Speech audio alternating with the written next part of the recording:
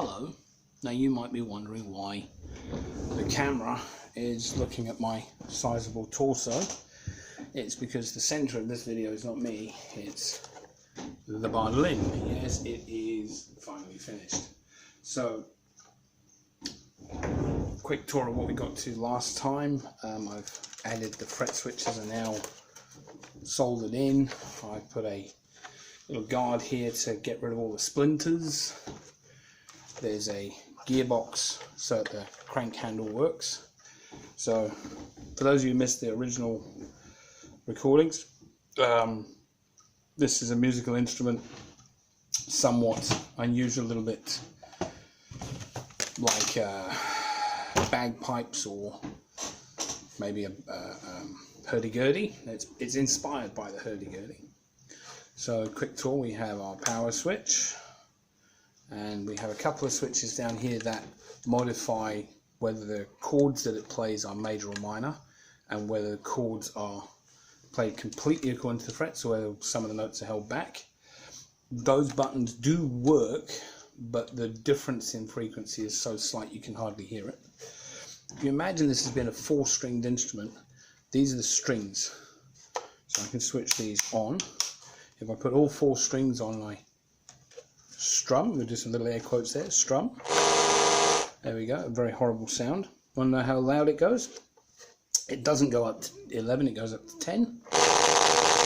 It's pretty damn loud. The other thing is that the number of notes you can play. So we have a D string. We have an A string.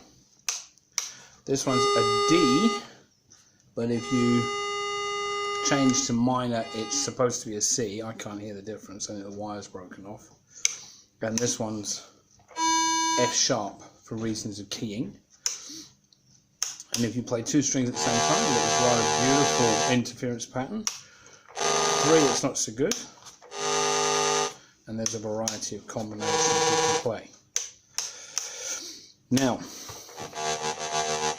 the strumming, if this was a hurdy-gurdy, constantly turning the crank on the hurdy-gurdy at a constant speed is equivalent to doing this.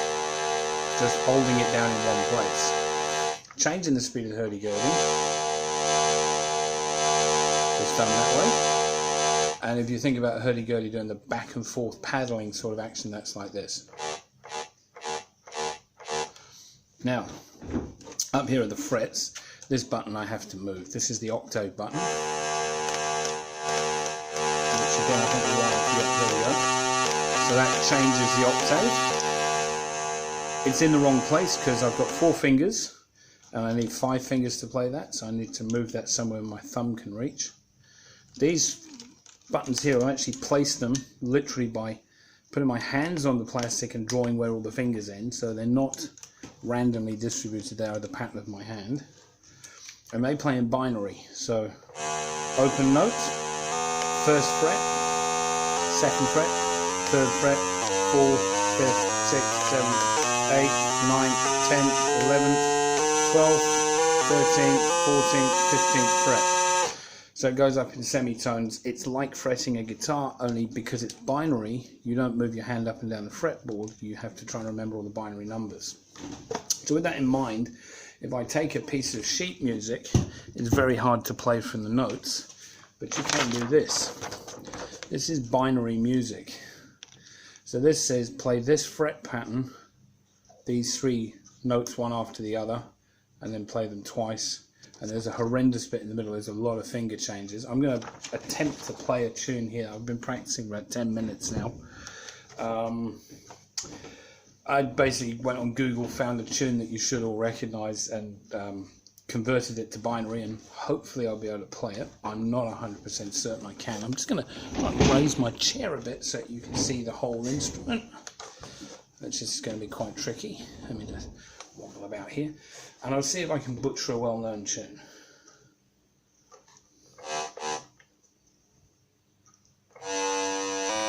No, let me try that again. I'd already gone wrong.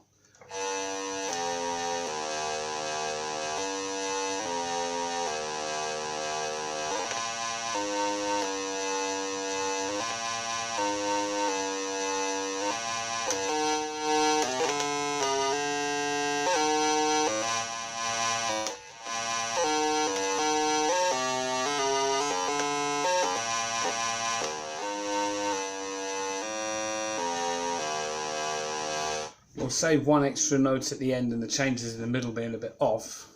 Hopefully you recognise that.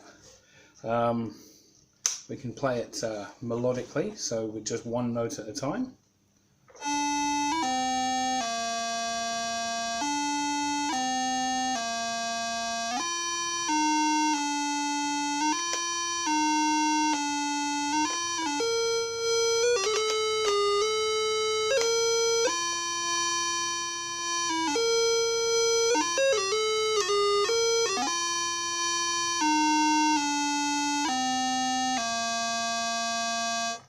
And if you want to go punk rocker style, we'll crank this up a bit. This is going to be weird. No idea what this is going to sound like.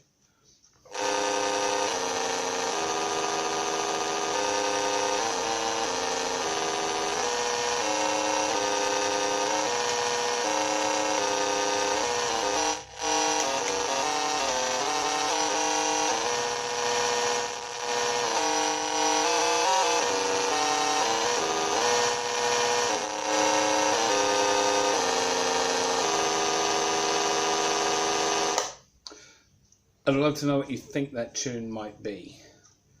I hope you recognise it. I'm not convinced everybody will.